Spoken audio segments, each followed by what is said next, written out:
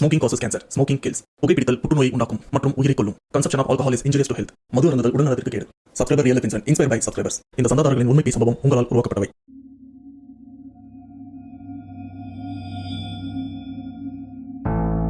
Hi வணக்கம், welcome to our channel. Back to rewind. Subscriber real life இன்சிடென்ட்ல இன்னைக்கு நான் உங்களுக்காக இந்த இடத்துல எனக்கே ஆர்வம் தாங்கல அந்த ஒரு விஷயத்த உங்ககிட்ட உடனே காட்டணும் அப்படின்னு தான் ஓடியே வந்திருக்கேன். கண்டிப்பா நீங்க ஸ்பெண்ட் பண்ற இந்த ஒரு டைம் உங்களுக்கு ஒரு ஹாரரான ஃபீல் கொடுக்கும் அப்படின்னு நான் அடிச்சு சொல்லுவேன். அதுக்கு முன்னாடி இந்த மாதிரி பேய் சம்பவம் உங்க லைஃப்ல நடந்திருக்கா? அப்படி நடந்ததுன்னா அது நீங்க என்கிட்ட ஷேர் பண்ணணும்னு நினைச்சீங்கன்னா டிஸ்பிளேல தெரியுற இந்த வாட்ஸ்அப் நம்பருக்கு உங்க லைஃப்ல நடந்த அந்த பேய் சம்பவத்தை ஒரு வாய்ஸ் நோட்டா எனக்கு நீங்க ஷேர் பண்ணுங்க. அப்படி நீங்கள் ஷேர் பண்ணது உண்மை சம்பவம் உண்மையிலே தெரிலிங்க, அதை நான் கண்டிப்பாக நம்ம சேனலில் போஸ்ட் பண்ணுறேன். ஸோ ஒரு பேசாமல் வீடியோவில் போகலாம். நீங்கள் நம்ம சேனல் போஸ்ட் மறக்காம சேனல் சப்ஸ்கிரைப் பண்ணுங்கள், பெல் பட்டன் கிளிக் பண்ணுங்கள். இப்போ நம்ம வீடியோவில் போகலாம்.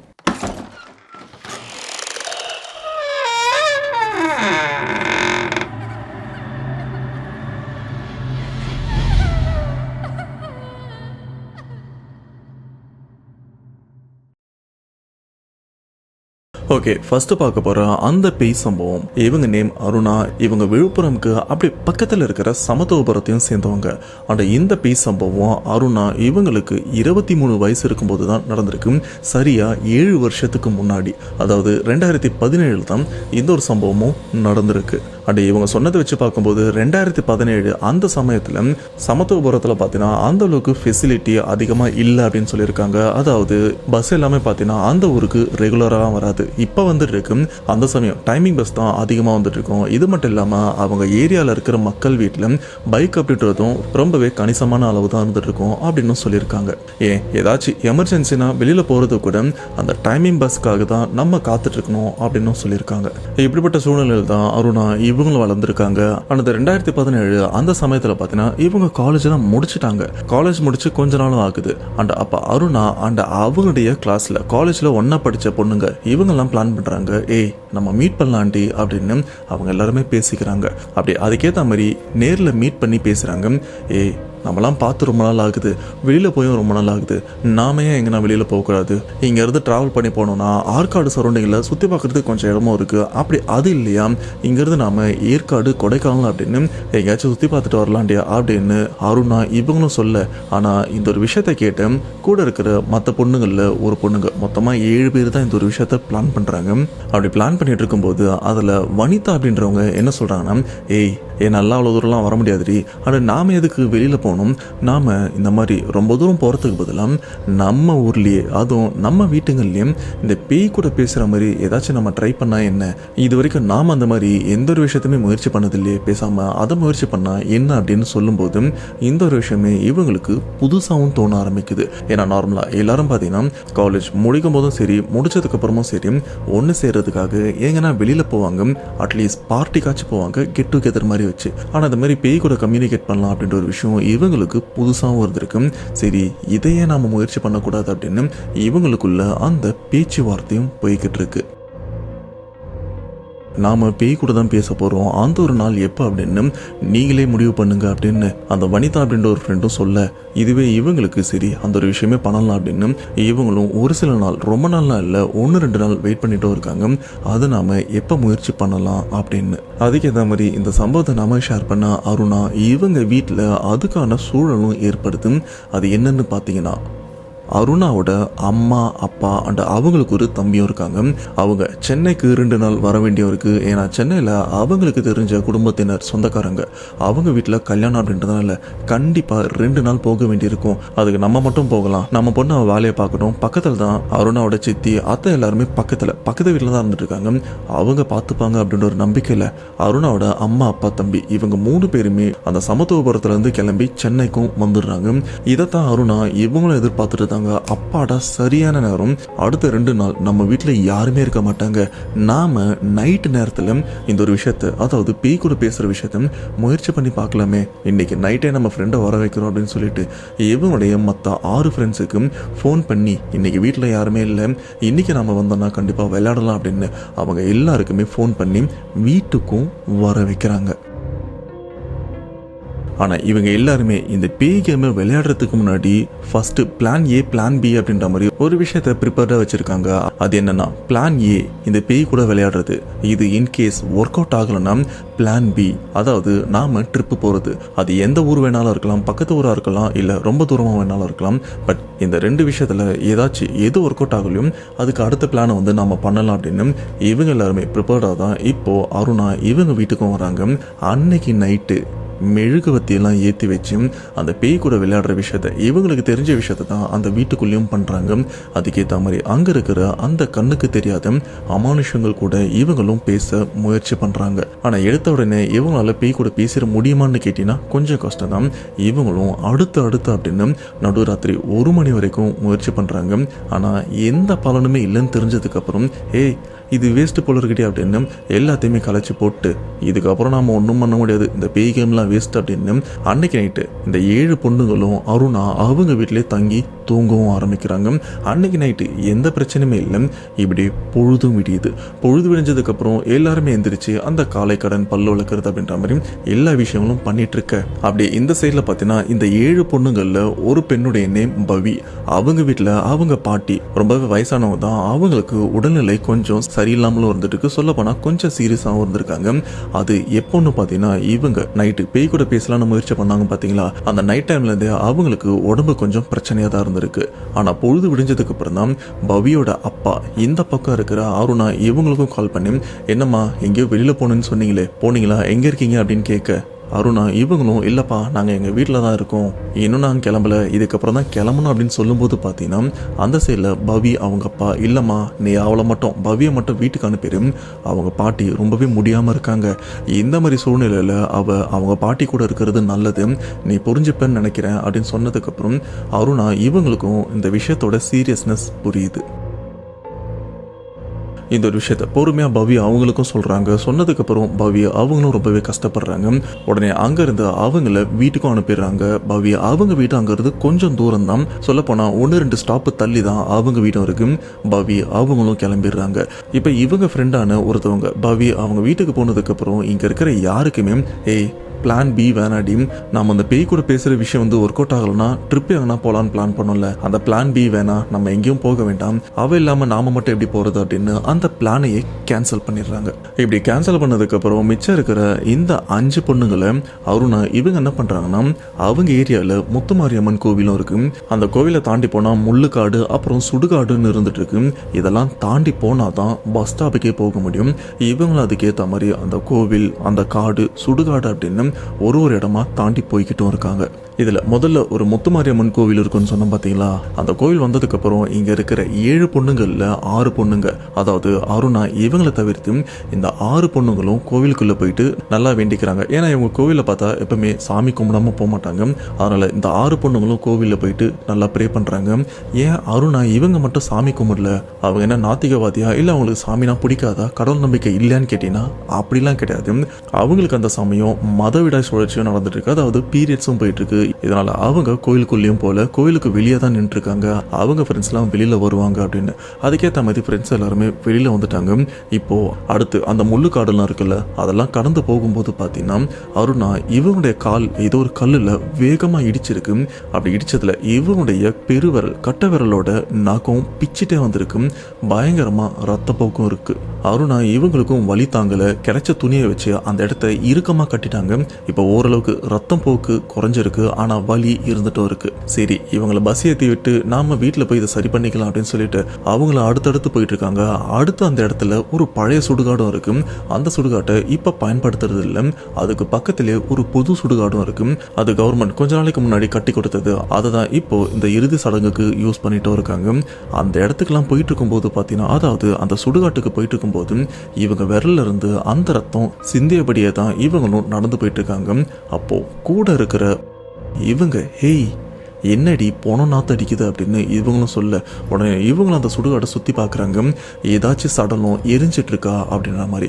ஆனால் அந்த சமயம் அந்த இடத்துல எந்த சடலமும் எரியலை. அப்போ அருணா இவங்க என்ன சொல்கிறாங்கன்னா, ஆல்ரெடி நம்ம சுடுகாட்டில் தாண்டி இருக்கோம், இந்த மாதிரி இடத்துல இந்த மாதிரி பொணவாடெல்லாம் வருது பெரிய விஷயமா, மேபி இங்கே ஏதாச்சும் குப்பை இல்லைன்னா ஏதாச்சும் கொளுத்தி கூட போட்டிருப்பாங்க, அதோட அந்த துர்நாற்றமாக தான் இருக்கும் அப்படின்னு அருணா அவங்களும் சொல்ல, இவங்களும் சரி அந்த நாத்தமாக தான் இருக்கும் அப்படின்னு நினச்சி இவங்களும் அடுத்தடுத்து அந்த சுடுகாட்டை தாண்டலாம் அப்படின்னு அப்படியே நடந்து போயிட்டு இருக்காங்க. மறுபடியும் இவங்களுக்கு இந்த இடத்துல ரொம்ப அதிகமாக இந்த பணத்தோட நாத்தம் அடிக்குது அப்படின்னு அவங்களும் மறுபடியும் அந்த ஒரு விஷயத்தை சொல்கிறாங்க.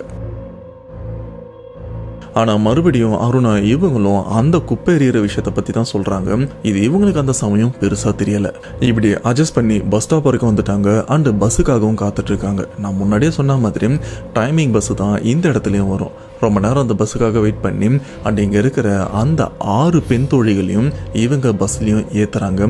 அண்ட் எல்லாருக்குமே டாட்டா சொல்லி நீங்கள் வீட்டுக்கு போயிட்டு வாங்க, இன்னொரு நாள் நம்ம ட்ரிப்பை பற்றி பார்த்துக்கலாம் அப்படின்னு சொல்லிட்டு எல்லாருமே அனுப்பிட்டாங்க. இப்போ அருணா இவங்க அந்த வலியோட, ஏன்னா இப்போ அவங்க காலில் அந்த ரத்தம் நிற்கல, வலியோட அங்கேருந்து வீட்டுக்கும் வந்துட்டு இருக்காங்க. அப்படி நடந்து வந்துட்டு இருக்கும்போது பார்த்தீங்கன்னா திடீர்னு யாரோ கூப்பிடுற ஒரு சத்தம் அருணா இவங்களுக்கும் கேட்குது. யார் அது கூப்பிடுறா அப்படின்னு திரும்பி பார்த்தேன். அந்த சுடுகாட்டு கிட்ட ஒரு பொண்ணும் நிற்கிறாங்க. யார் இந்த சுடுகாட்டுக்கிட்ட நிற்கிறா அப்படின்னு கொஞ்சம் உத்து பார்த்தா தான் தெரியுது, இந்த டீமில் ஒரு பொண்ணு பேய்ங்க கூடலாம் பேசலாம் அப்படின்னு பிளான் போட்டிருப்பாங்கல்ல, வனிதா அப்படின்றவங்க, அவங்க தான் இப்போ இந்த சுடுகாட்டை நிற்கிறாங்க. நீங்கள் என்னடி பண்ணுற, உன்னை இப்போ தானே பஸ் ஏற்றினேன், நீ எதுக்கு திரும்பி வந்த அப்படின்னு சொல்ல, இல்லடி எனக்கு இப்போ வீட்டுக்கு போனாலும் போர் அடிக்கும், கொஞ்ச நேரம் உன் கூட இருந்துட்டு போகலாம் தான் வந்த அப்படின்னு சொல்ல, அருணா இவங்களும் கொஞ்சம் ரிலாக்ஸ் ஆகுறாங்க. அப்பா கம்பெனிக்கு ஒரு ஆள் இருக்கே அப்படின்னு அவங்களும் கொஞ்சம் ஜாலியாக தான் இருக்காங்க. அருணா இவங்களும் அந்த சுடுகாட்டுக்கிட்ட போயிட்டு அந்த ஃப்ரெண்டு வனிதா அவங்கள கூட்டிட்டும் வராங்க. அப்படி நடந்து வந்துட்டே இருக்கும்போது அந்த கோவிலும் இருக்குன்னு சொன்னோம் பார்த்தீங்களா, முத்துமாரி அம்மன் கோவில், கரெக்டாக அந்த கோவில்கிட்டையும் வராங்க. அருணா இவங்க முன்னாடி போயிட்டு இருக்காங்க, பின்னாடி தான் அந்த பொண்ணு நடந்து வந்துட்டு இருக்காங்க. கரெக்டாக அந்த கோவில்கிட்ட வரும்போது பார்த்தீங்கன்னா அந்த கோவிலோட வாசலில் ஒரு சின்ன பெண் குழந்தை நிற்கிறாங்க. என்ன பாப்பா இந்த இடத்துல நிற்கிற, கூட அம்மா அப்பா யாருமே வரலையா அப்படின்னு கோவில் உள்ளே எட்டி பார்க்குறாங்க. இது யார் பண்ணுறான்னா அருணா இவங்க தான் பண்ணுறாங்க. அண்ட் அந்த சமயம் அவங்களால கோவிலுக்குள்ளே போக முடியாதுல, அவங்களுக்கு மதவிடாய் சுழற்சி, அதனால் அவங்களால உள்ளே போக முடியாது. ஸோ வெளியில் இருந்தபடியே என்ன பாப்பா அம்மா உள்ளே இருக்காங்களா, நீ மட்டும் எங்கே தனியாக இருக்குன்னு கேட்க, அப்போ அந்த சின்ன குழந்தை சொல்கிற விஷயம், இல்லைக்கா நானும் அம்மாவும் கோயிலுக்கு வந்தோம், அங்கே கோயிலுக்கு வந்ததுக்கப்புறம் தான் அம்மாவுக்கு இந்த அர்ச்சனை பொருளை எடுத்துகிட்டு வரலன்னு ஞாபகம் வந்திருக்கு, என்னை இங்கே இருக்க சொன்னாங்க, அவங்க போய் எடுத்துகிட்டு வரேன்னு சொன்னாங்க, ஆனால் எனக்கு இங்கே இருக்கிறதுக்கு பயமாக இருக்குது, தயவு செஞ்சு என்ன ஊர் உள்ளே விட்டுருங்க அப்படின்னு அந்த குழந்தை கொஞ்சம் பயத்தில் சொல்ல, அருணா இவங்களுக்கும் ஐயோ சின்ன பொண்ணு பயந்துருக்கு போல இருக்கு, நம்ம போயிட்டு ஊருக்குள்ளே விட்டுடலாம் அப்படின்னு அந்த குழந்தையோட கையை பிடிச்சி அப்படியே கூட்டிட்டும் போகிறாங்க. ஒரு 10 அடி முன்னாடி நகர்ந்துட்டாங்க. அப்போ தான் அருணா இவங்களுக்கே ஞாபகம் வருது, அடடா நம்ம ஃப்ரெண்டு வனிதா வந்தால எங்கே அவ அப்படின்னு திரும்பி பார்த்தா ஆளை காணோம். எங்கடி போன அப்படின்னு ஆல்ரெடி திரும்பி பார்த்துட்டு இருக்கும்போது ஒரு மறைவான பகுதியிலிருந்து வெறும் கை மட்டும்தான் தெரியுது. அருணா இவங்களும் அங்கே என்னடி பண்ணுற வாடி அப்படின்னு இவங்களும் கூப்பிடுறாங்க. அப்போது அந்த சைடில் வனிதா அப்படின்றவங்க நீ போ நான் வரேன் அப்படின்ற மாதிரி அந்த சைகையில் வாய திறந்து இல்லை சைகையில் சொல்ல, அப்போது அருணா இவங்களுக்கு புரிஞ்சிருச்சு, சரி இவளுக்கு இயற்கை உபாதை போல இருக்கு, அதனால் மறைவாக போயிருக்கான், நாம் அந்த கேப்பில் இந்த குழந்தைய ஊருக்குள்ளே விட்டு வந்துடலாம் அப்படின்னு சொல்லிட்டு அருணா இவங்களும் அந்த குழந்தைய கூட்டிட்டு அவங்களுடைய ஊர் எல்லைக்குள்ளேயும் போகிறாங்க. இப்படி அந்த குழந்தையோட பேசிட்டு அப்படியே அவங்க ஊர் எல்லைக்கிட்டே வந்துடுறாங்க. ஊர் எல்லை வந்ததுக்கப்புறம் அந்த பாப்பா அக்கா போதும்க்கா இதுக்கப்புறம் எனக்கு தெரியும், இங்கேருந்து நான் போயிடுவேன் அப்படின்ற மாதிரி பேசிட்டு இருக்க, அப்போ அருணா அவங்களும் பாப்பா என் கூட ஒரு அக்கா வந்தாங்களே நீ பாத்தியா, உன் கூட பேசிட்டு இருக்கிற அந்த ஒரு நேரத்தில் அவள் கண்ணு மயக்கிற நேரத்தில் அந்த மறைவு பக்கம் ஒதுங்கி இருக்கான், எப்படின்னு தெரியல நீ பாத்தியா அப்படின்னு கேட்கும்போது இந்த குழந்தை சொன்ன விஷயம், இல்லைக்கா நான் உங்களை மட்டும்தான் பார்த்தேன் வேற யாருமே பார்க்கல அப்படின்ற மாதிரி அந்த குழந்தையும் சொன்னதுக்கப்புறம் அருணா இவங்களுக்கும் ஒன்றும் புரியல. சரி பாப்பா நீ பத்திரமா போ, இதுக்கப்புறமாச்சு பத்திரமா போ அப்படின்னு அருணா இவங்க சொல்ல, அதுக்கு அந்த குழந்தை என்ன சொல்லியிருக்கோன்னு நீங்கள் எதிர்பார்க்குறீங்க, சரிக்கா நான் பத்திரமா போகிறேன், அப்படி இல்லைன்னா எதுவுமே பேசாமல் கூட ஒரு சில குழந்தைங்க வெறும் தலையாட்டிட்டு போவோம். ஆனால் அந்த குழந்தை பண்ண விஷயம் என்ன தெரியுமா, இதுக்கப்புறம் எனக்கு பத்திரமா போக தெரியும், இதுக்கப்புறம் தான் நீ பத்திரமா இருக்கணும், நீ பத்திரமா போ அப்படின்னு சொல்லி அந்த குழந்தை ஒரு மாதிரி ரொம்பவே வளர்ந்தவங்க பேசுவாங்க பார்த்தீங்களா, அந்த மாதிரி பேசிட்டு அந்த இடத்த விட்டோம் அப்படியே போக, அப்போ அருணா அந்த குழந்தைய பார்த்துட்டு என்ன சொல்கிறா அப்படின்னு முழிச்சிட்டு இப்படி திரும்புகிறாங்க. திரும்பிட்டு அந்த குழந்தை சொன்ன விஷயத்த யோசிச்சுட்டு திரும்ப அந்த குழந்தை இருக்கிற திசையை திரும்பி பார்த்தா அப்படி ஒரு செகண்ட்ன்றதுக்குள்ள அங்க இருக்கிற அந்த குழந்தை மாயமான மாதிரி மறைஞ்சிருக்கு.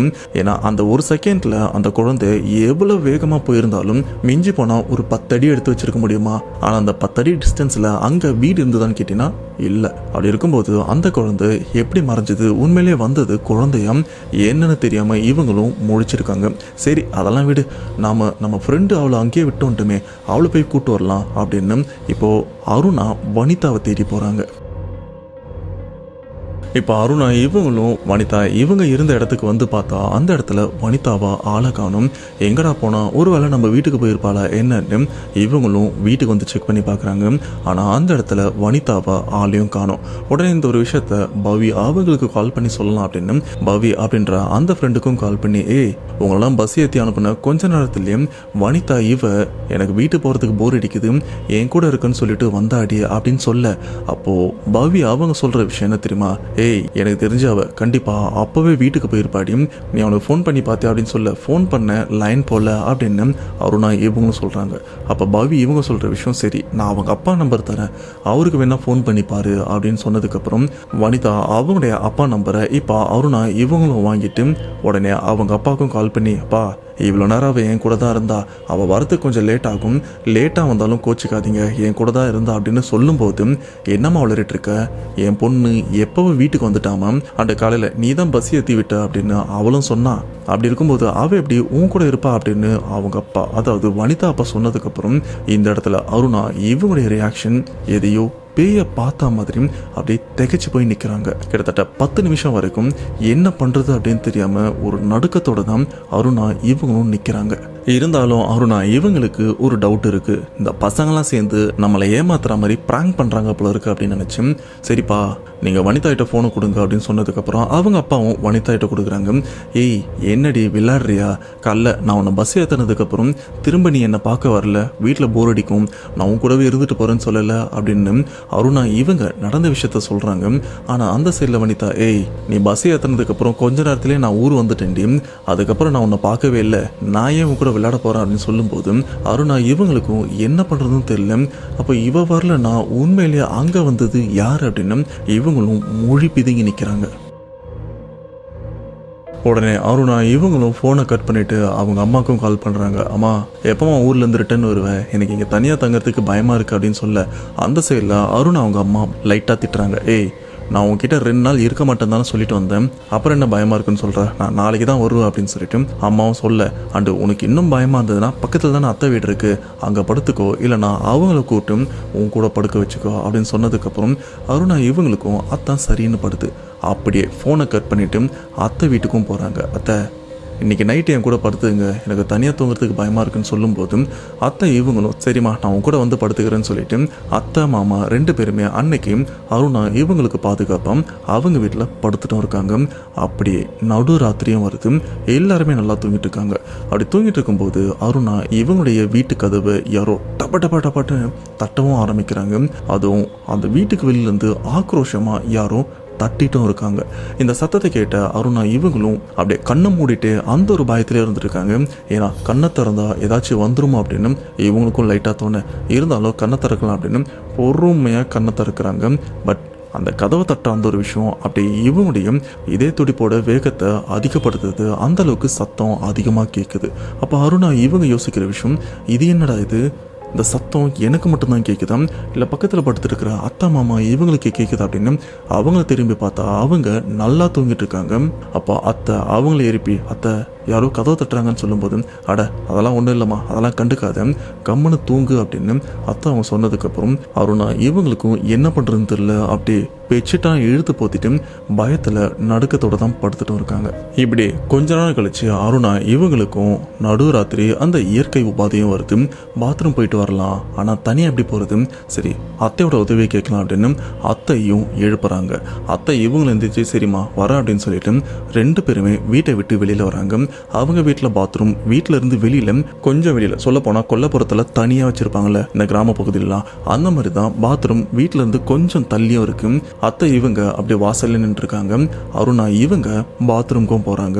அந்த இருட்டில் அந்த பாத்ரூம்குள்ள போனதுக்கு அப்புறம் கதவை சாத்திடுறாங்க. ஆனா கதவை சாத்தின அடுத்த ஒரு சில நொடிகள்ல பாத்தீங்கன்னா வெளிப்பக்கம் இருந்து யாரோ அந்த கதவை தாழ்பால் போடுறாங்க.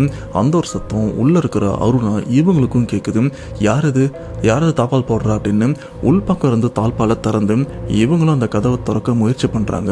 ஆனா தெளிவா தெரியுது வெளியில யாரோ தாழ்பால் போட்டிருக்காங்க அப்படின்னு. கண்டிப்பா இந்த ஒரு விஷயத்த நம்ம அத்தையோ மாமாவோ பண்ணிருக்கிறதுக்கு வாய்ப்பே கிடையாது. அப்படி இருக்கும்போது யார் பண்ணிருப்பா அப்படின்னு இவங்களும் கத்துறாங்க. ஆனா இவங்க கத்துற சத்தம் அவங்க அத்தைக்கு கேட்டுதா இல்லை என்னன்னு தெரியல. அவங்களும் கொஞ்ச நேரத்துக்கு அந்த பக்கமும் வரல. இப்படி ரொம்ப நேரம் ஆயும் என்ன பொண்ணை காணும் அப்படின்னு அத்தை இவங்களும் ஒரு சந்தேகத்தோட தான் பாத்ரூம் கிட்டே வராங்க. பாத்ரூம் கிட்ட வந்து பார்த்தா வெளிப்பக்கம் தாப்பால் போட்டிருக்கு. உள்ள இருந்து சத்தமும் கேட்குது. அண்ட் இவங்க கதவை திறந்து ஏய் என்னடி வெளி பக்கம் தாப்பால் போட்டு உள்ள எட்டம் படுற அப்படின்னு கேட்க அப்போ அருணா இவங்க அத்தை ஒரு மாதிரி முறைச்சிட்டு அத்தை நான் எப்படி வெளியில் பக்கம் தாப்பால் போட முடியும், நான் உள்ளே வந்ததுக்கப்புறம் யாரோ தாப்பால் போட்டாங்க அப்படின்னு சொல்ல அத்தை இவங்களுக்கும் என்ன சொல்கிறதுன்னு தெரியல. இதுக்கு தான் சொன்னேன் இந்த மாதிரி சமயத்தில் உனக்கு இப்போ பீரியட்ஸ் போயிட்டுருக்கு, இந்த மாதிரி சமயத்தில் மோஸ்ட்டாக வெளியில் வரக்கூடாதுமா புரிஞ்சுக்கும், இப்போ வா சீக்கிரம் வீட்டுக்கு போகலாம் அப்படின்னு சொல்லிட்டு அவங்கள வீட்டுக்குள்ளேயும் கூப்பிட்டு போயிடுறாங்க. இதுக்கப்புறம் வழக்கம் போல் எல்லாருமே படுத்து தூங்கிட்டு இருக்காங்க. அப்போ அருணா இவங்க நல்லா தூங்கிட்டு இருக்கும்போது இவங்களுக்கு பக்கத்துல இருந்து ஏதோ ஒரு விசித்திரமான சத்தமும் கேட்க ஆரம்பிக்குது. அதாவது பக்கத்தில் யாரோ படுத்துட்டு இருக்காங்க. அவங்களுடைய கை கால்லாம் ஒரு மாதிரி முறுக்கிச்சுன்னா அவங்க சத்தம் விட ட்ரை பண்ணாங்கன்னா, அதாவது கத்துறதுக்கு முயற்சி பண்ணாங்கன்னா ஒரு மாதிரி நம்மள அறியாமலே ஒரு குரல் வரும்ல, அந்த குரல் நைட்டு கேட்கும்போது கண்டிப்பா பயம் தரும். அந்த மாதிரி குரல் தான் அருணா இவங்களுக்கும் கேட்கும். கொஞ்சம் கொஞ்சமா இவங்களுக்கும் பயம் வருது. அண்டு ஒரு லெவலுக்கு அப்புறம் பயத்தை கண்ட்ரோல் பண்ணிட்டு கண்ணை திறந்து பார்த்தா பக்கத்தில் படுத்துருக்கிறது அத்தை. அண்ட் அவங்களுக்கு கை கால்லாம் ஒரு மாதிரி இழுத்துக்குச்சு. பட் காக்கா வலிப்பான்னு கேட்டிங்கன்னா அது கிடையாது. உடனே அருணா இவங்க என்ன பண்ணுறாங்கன்னா அவங்க அத்தையை எழுப்ப முயற்சி பண்ணுறாங்க. ஆனால் அவங்களால எந்திரிக்கவும் முடியல. கை காலை இழுக்கிறாங்க, முதுவை தட்டுறாங்க, என்ன பண்ணாலும் ஒரு கொட்டாகல. ஒரு லெவலுக்கு அப்புறம் அத்தையோட தலைமுடியை டைட்டாக பிடிச்சி கொஞ்சம் உழுக்கவும் ஆரம்பிக்கிறாங்க. அப்படி பண்ணதுக்கப்புறம் தான் அத்தை கொஞ்சம் சுயநனுக்கு வந்து எந்திரிக்கவே ஆரம்பிக்கிறாங்க. எந்திரிச்சதுக்கப்புறம் அத்தை என்னாச்சு ஏன் இப்படி கத்துறீங்க அப்படின்னு கேட்கும்போது இல்லைம்மா நீ பாத்ரூம் போகணும்னு சொன்னல, அப்போது வெளிப்பக்கம் இருந்து யாரோ தாப்பால் போட்டாங்கன்னு சொன்ன பார்த்தியா, அப்போ அந்த இடத்துல இருந்து உன்னை நான் வேக வேகமாக கூட்டிகிட்டு வந்தேன். அதுக்கு காரணம் என்ன தெரியுமா, நம்ம பின்னாடி குறிப்பா சொல்ல போனா ஏன் பின்னாடி தான் ஏதோ ஒரு உருவம் வந்த மாதிரி இருந்தது. அதை நான் தெளிவா பார்த்தேன். ஆனா அதை பத்தி உன்கிட்ட சொன்னா நீ பயந்துரும் அப்படின்றதுனால அதை பத்தி எதுவுமே சொல்லாம வீட்டுக்குள்ளேயும் வந்துட்டோம். ஆனா அந்த உருவம் வீட்டுக்குள்ளேயும் வந்திருக்கு போல இருக்கு. உன்னை படுக்க வச்சுட்டு நானும் படுக்கிறேன். கரெக்டா நான் படுக்கிறதுக்கு எனக்கு பக்கத்துல அந்த உருவமும் படுத்து அதுக்கப்புறம் தான் என்ன போட்டு படாத பாடுபடுத்திருச்சு அப்படின்னு அத்தை இவங்க நடந்த விஷயத்த சொல்லும் போது இப்போ அருணா இவங்களோட ரியாக்ஷன் எப்படி இருக்கும்? இதுக்கப்புறம் மாமா இவரும் பூஜை ரூம் போயிட்டு அங்கே இருக்கிற திருநீர் எடுத்துகிட்டு வந்து அத்தை இவங்களுக்கும் வச்சு விடுறாங்க. அண்ட் பூஜை ரூமுக்கு தான் போகக்கூடாது, இதெல்லாம் பண்ணலாம் அப்படின்னு சொல்லிட்டு, ஏன்னா ஆல்ரெடி பயந்துருப்பா அப்படின்னு அருணா அவங்களுக்கும் திருநீர் வச்சு விட்டு சரி தூங்குமா அப்படின்னு சொல்லிட்டு இப்போ மறுபடியும் எல்லாருமே தூங்குறாங்க. அதுக்கப்புறம் எந்த பிரச்சனையுமே இல்லை. அப்படியே பொழுதும் விடியுது. பொழுது விடிஞ்சதுக்கப்புறம் காலையில் ஒரு 10-10:30 போல் பார்த்தீங்கன்னா அப்பா அம்மா தம்பி எல்லாருமே ரிட்டர்ன் சென்னையிலேருந்து அவங்க ஊருக்கு வந்துடுறாங்க. வந்ததுக்கப்புறம் அருணா இவங்களும் கொஞ்சம் ரிலாக்ஸ் ஆகுறாங்க. அப்பாடா அப்பா அம்மாலாம் வந்துட்டாங்க, இன்னைக்கு நைட்டு எந்த பிரச்சனையுமே இருக்காது அப்படின்னு இவங்களும் ரிலாக்ஸாக இருக்காங்க. ஆனால் அதே நைட்டு வருது, எந்த பிரச்சனையுமே இருக்காதுன்னு நினச்சா அன்னைக்கு நைட்டும் பிரச்சனை ஆரம்பிக்குது. அன்னைக்கு நைட்டு அப்பா அம்மா தம்பி அருணா இவங்க 4 பேருமே தூங்கிட்டு இருக்கும்போது அந்த வீட்டுக்குள்ளேயே யாரோ நடமாடுற அந்த ஒரு சத்தமும் கேட்குது. அதுவும் கொலுசு போட்டுட்டு சல் சல்லுன்னு நடக்கிற அந்த ஒரு சத்தம் ரொம்பவே தெளிவாக கேட்குது. இது நீங்கள் பூச்சி கத்துற சத்தமாக கூட இருக்கும்னு நினைக்கலாம். ஆனால் அந்த கொலுசு சத்தம் கூடவே பார்த்தீங்கன்னா இந்த வெறும் காலோட நடந்த ஒரு அதிர்வு ஒரு சத்தம் கேட்கும் பார்த்தீங்களா, இது ரெண்டுமே கலந்து தான் அந்த ஒரு சத்தமும் கேட்க அருணா இவங்களும் அந்த ஒரு சத்தத்தை கேட்டு முழிச்சிருக்காங்க, பயந்துருக்காங்க. இந்த ஒரு சத்தம் அருணா இவங்களுக்கு மட்டும்தான் கேட்டிருக்கான்னு கேட்டீங்கன்னா அருணா அவங்க அம்மாக்கும் தெளிவாக கேட்டிருக்கு. இவங்க 2 பேருக்குமே அந்த சத்தம் கேட்டதுக்கு அப்புறம் அவங்க அப்பா எழுப்பி இந்த மாதிரி சத்தம் கேட்குது அப்படின்னு அருணா இவங்களும் சொல்றாங்க. ஆனால் அப்பா அதை பெருசாக எடுத்துக்கல. அண்ட் அருணாவோட அம்மாவும் சொல்றாங்க ஆமாங்க எனக்கும் அந்த ஒரு சத்தம் கேட்டுது அப்படின்னு சொல்லும்போது அவங்க அப்பாவும் கொஞ்சம் யோசிக்க ஆரம்பிக்கிறாரு. இப்படி இந்த ஒரு விஷயத்தை பத்தி பேசிட்டே இருக்கும்போது ஒண்ணுமே தெரியாம பக்கத்துல படுத்துட்டு இருந்த தம்பி திடீர்னு எந்திரிக்கிறாரு. எந்திரிச்சது மட்டும் இல்லாம விசித்திரமா சிரிக்கவும் ஆரம்பிக்கிறாரு. இப்போ அப்பா அம்மா அருணா இவங்க 3 பேரோட பார்வையும் தம்பி பக்கம் திரும்ப ஆரம்பிக்குது. அப்ப தம்பி நான் உன்னை விட்டுருவேன்னு நினைக்கிறியா? உன்னை அவ்வளோ சுலபமாக விட மாட்டேன். நீ நான் உலாவிட்டு இருக்கிற அந்த இடத்துக்கு வந்த அங்கே உன் உடம்புல இருந்து சிந்தின அந்த ரத்தத்தை நான் பதம் பார்த்துட்டேன். அதுலேருந்து உன்னை நான் விடக்கூடாதுன்னு முடிவு பண்ணிட்டேன். உன்னை நான் கண்டிப்பாக விட மாட்டேன் அப்படின்னு ஒரு மாதிரி கொடூரமாக சிரிச்சுட்டு அந்த தம்பி ஏதேதோ வளரிட்டும் இருக்காரு. அண்டு தம்பியோட இந்த நடவடிக்கை கிட்டத்தட்ட 1 மணி நேரத்துலேருந்து 2 மணி நேரம் வரைக்கும் நீடிக்கவும் ஆரம்பிச்சிருக்கு. ஆனால் ஒரு லெவலுக்கு அப்புறம் தம்பி அவர் அறியாமலே மயங்கி படுத்துட்டு இருக்காரு. அப்பா இவரும் இது ஏதோ பிரச்சனை மாதிரி இருக்கு, இதை நம்ம பொழுது விடிஞ்ச பிறகு சரி பண்ணிக்கலாம் அப்படின்ட்டு பொழுது விடியற வரைக்கும் காத்துட்டும் இருக்காங்க. அப்படியே பொழுதும் விடியுது. இவங்க ஏரியாவில் ஐயனார் கோவிலும் இருக்கு. அந்த கோவிலில் போயிட்டு அங்க இருக்கிற பூசாரி கிட்ட நடந்த விஷயம், அதாவது ஆரம்பத்திலிருந்து நடந்த விஷயம், அருணா இவங்களுக்கு அந்த சுடுகாட்டில் அடிபட்டது, அந்த இடத்துல போன வனிதா திரும்ப வந்தாங்க பார்த்தீங்களா, இந்த மாதிரி அப்போ ஆரம்பித்த விஷயத்துலேருந்து இப்போ நடந்து முடிஞ்ச விஷயம் வரைக்கும் எல்லாத்தையுமே அங்கே இருக்கிற பூசாரிகிட்ட சொன்னதுக்கப்புறம் பூசாரி அப்போ ஒரு விஷயமும் சொல்கிறாரு. சரியா 3 நாளைக்கு முன்னாடி இவ போன அந்த சுடுகாட்டுக்கிட்ட நம்ம ஏரியாவில் எரிஞ்சு போய் செத்த ஒருத்தனை அங்கே புதைச்சும் வச்சுருக்காங்க. அண்ட் அவனும் அல்பாயசில் ஒரு விபரீத முடிவு எடுத்துதான் இந்த மாதிரி இறந்தும் போயிருக்கான். அவனோட ஆன்மாதம் இப்போ உங்கள் பொண்ணை சுற்றி வந்துட்டுருக்கு அப்படின்னு சொல்கிறாங்க. இது மட்டும் இல்லாமல் அந்த ஆன்மா உன் பொண்ணோட ரத்தத்தை பதம் பார்த்துருக்கு. இதை அவ்வளோ ஈஸியாக சரி பண்ண முடியாது. இன்றைக்கி உன் பொண்ணுக்கு நான் ஒரு தாயத்தை கட்டுறேன், எலுமிச்சை பழமும் கொடுக்குறேன், அது உன் பொண்ணோட தலைகாணிக்கு அடியில் வச்சு தூங்க சொல்லும். இன்கேஸ் இன்றைக்கி இந்த பிரச்சனை சரியாச்சுன்னா இதுக்கப்புறம் பிரச்சனை வராது. ஆனால் இதுக்கப்புறமும் பிரச்சனை வந்ததுன்னா என்னால் எதுவுமே பண்ண முடியாது, நீங்கள் வேற யாராச்சும் தான் பார்க்கணும் அப்படின்னு சொல்லியிருக்காங்க. இது கூடவே போகும்போது ஒரு தகடும் கொடுக்குறாங்க. இது எல்லாத்தையுமே கொடுத்ததுக்கு அப்புறம் இவங்களும் வாங்கிட்டு வீட்டுக்கு போயிட்டு அந்த பூசாரி சொன்ன மாதிரி எல்லா விஷயத்தையுமே பண்றாங்க. குறிப்பா அந்த தகடெல்லாம் அவங்க வீட்டில் பதிச்சதுக்கு அப்புறம் அன்னைக்கு நைட்டு எந்த பிரச்சனையுமே இருக்காது அப்படின்னு நினைச்சா அந்த இடத்துல இப்போ அருணா ஒரு எரிஞ்சு போன உருவத்தை அந்த நடுராத்திரி பார்த்து கதறவும் ஆரம்பிக்கிறாங்க. இது மட்டும் இல்லாமல் அந்த எரிஞ்சு போன அந்த ஆணுடைய உடம்புலாம் இதோ பிச்சு போட்ட மாதிரி அங்கங்கே சதைகள்லாம் பிஞ்சு போயும் இருக்கு. அப்படிப்பட்ட அந்த உருவம் அருணா இவங்க கிட்ட தப்பான விஷயங்களையும் முயற்சி பண்ணியிருக்கு. அதாவது இவங்களோட தப்பான நிறைய விஷயங்களையும் பண்ணியிருக்கு. அருணா இவங்களையும் அந்த ஒரு விஷயத்த வீட்லையும் சொல்ல முடியல. அடுத்த நாள் மறுபடியும் அந்த ஐயனார் கோவிலுக்கும் போயிட்டு இந்த மாதிரி விஷயம்லாம் நடக்குது அப்படின்னு சொல்ல அவங்களும் மறுபடியும் அந்த மந்திரிச்ச பொருள்லாம் கொடுக்குறாங்க. ஆனால் என்ன கொடுத்தாலும் எந்த பிரயோஜனமும் இல்லை. மறுபடியும் அந்த உருவம் இவங்க கிட்ட வந்து தப்பான விதத்துலையும் நடந்துட்டும் இருக்கு. இதுக்கப்புறம் அந்த பூசாரியும் சொல்லிடுறாரு, இல்லம்மா இது முத்தி போயிருச்சு, என்னால் எதுவுமே பண்ண முடியாது. நீங்க என்ன பண்றீங்கன்னா திருக்கழிக்குன்றத்துல ஒரு கோவிலும் இருக்கு, அந்த இடத்துக்கு போனீங்கன்னா மேபி இதை சரி பண்ணலாம் அப்படின்னு சொன்னதுக்கப்புறம் இப்போ எல்லாருமே கிளம்பி அந்த திருக்கழிக்குன்றத்தில் இருக்கிற கோவிலுக்கும் போகிறாங்க. அங்கே மாசாணியம்மன் கோவிலும் இருக்குது. அந்த கோவிலுக்கு போயிட்டு நடந்த விஷயத்தையும் சொல்கிறாங்க. அப்போது அந்த கோவிலில் இருக்கிறவங்க ஒரு சில விஷயத்தையும் கணிச்சு சொல்கிறாங்க. அது என்னென்னா, இதுக்கு முன்னாடி இந்த பிரச்சனையை சரி பண்ணணும்னு முயற்சி பண்ணவங்க தற்காலிகமாக தான் பண்ணியிருக்காங்க. அண்டு இந்த ஒரு விஷயத்துக்கு தற்காலிகமான சொல்யூஷன் மட்டும்தான் பண்ண முடியும். அவ்வளோ ஈஸியாக அந்த ஆன்மாவை உங்கள் பொண்ணுக்கிட்ட இருந்து ஓட்டுறது ரொம்பவே கஷ்டம். ஏன்னா இது காலம் கடந்து போயிடுச்சு அப்படின்னு சொல்கிறாங்க. இப்போ உங்கள் பொண்ணை இந்த பிரச்சனைலேருந்து வெளியில் கொண்டு வரணும்னா, கொஞ்சம் கொஞ்சமாக வெளில கொண்டு வரணும்னா ஒரே ஒரு விஷயம் தான், இன்றைக்கி நாம் பண்ண போகிற பூஜையை வந்து அடுத்து 6 மாதத்துக்கு ஒரு தடவை அப்படின்னு இந்த பூஜையை பண்ணி அதன் மூலியமாக அவ கையில் தாயத்தை கட்ட வேண்டியிருக்கும். அந்த தாயத்து 6 மாதம் தான் அவ கையில் சக்தியோடு இருக்கும். அதுக்கப்புறம் அதோட சக்தியை இழந்துடும். திரும்ப அந்த பூஜையை பண்ணி அந்த தாயத்தையும் கட்டினாதான் உங்கள் பொண்ணுக்கு பிரச்சனை கொஞ்சம் கொஞ்சமாக விடும். ஆனால் இதுக்கு நடுவில் ஒரு சில விஷயங்களை நீங்கள் பின்பற்ற வேண்டியிருக்கும். அது என்னன்னா, இந்த தாயத்துக்கு தீங்கு வரா மாதிரி, அதாவது இந்த தாயத்துக்கு தீட்டு வராத மாதிரி ஒரு சில விஷயங்கள், அது இறந்த வீட்டுக்கு நீங்கள் போகக்கூடாது, இறந்த வீட்டு சம்மந்தப்பட்ட எந்த விஷயத்துக்கும் உங்கள் பொண்ணை நீங்கள் அனுப்பக்கூடாது. அப்படி தெரியாதனமாக நீங்கள் போயிட்டீங்கன்னா அந்த தாயத்தோட சக்தி இழந்துரும். மறுபடியும் அந்த உருவம் வந்து உங்கள் பொண்ணு என்ன வேணாலும் பொண்ணு அப்படின்னு ஒரு வார்னிங்கையும் கொடுக்குறாங்க. இதுக்கப்புறம் 6 மாதத்துக்கு ஒரு தடவை அப்படின்னு அந்த பிரச்சனையெல்லாம் சரி பண்ணி கொஞ்ச நாள் வரைக்கும் ஒரு சில வருஷம் எந்த பிரச்சனையுமே இல்லாமல் அருணா இவங்களும் நிம்மதியாக இருந்திருக்காங்க. சரி இதுக்கப்புறம் பிரச்சனை இருக்காதுப்பா, நிம்மதியாக நம்ம வாழ்க்கையை கழிக்கலாம் அப்படின்னு இவங்களுக்கு அதுக்கப்புறம் கல்யாணம்லாம் முடிஞ்சிருச்சு. என் குழந்தையும் இருக்கு. அப்போ வரைக்கும் எந்த பிரச்சனையுமே இல்லை. ஆனால் இப்போ சமீபத்தில் பார்த்தீங்கன்னா முடிஞ்சு போச்சுன்னு நினச்ச அந்த ஒரு பிரச்சனை மறுபடியும் விஸ்வரூபம் எடுத்து ஆடவும் ஆரம்பிச்சிருக்கு. அந்த பிரச்சனை அருணா இவங்களை மட்டும் விடலை, இவங்க குழந்தை, இவங்களுக்கு ஒரு பெண் குழந்தையும் இருக்கு. அந்த குழந்தைக்கும் அந்த பிரச்சனை கொஞ்சம் கொஞ்சமாக நெருங்கவும் ஆரம்பிக்குது.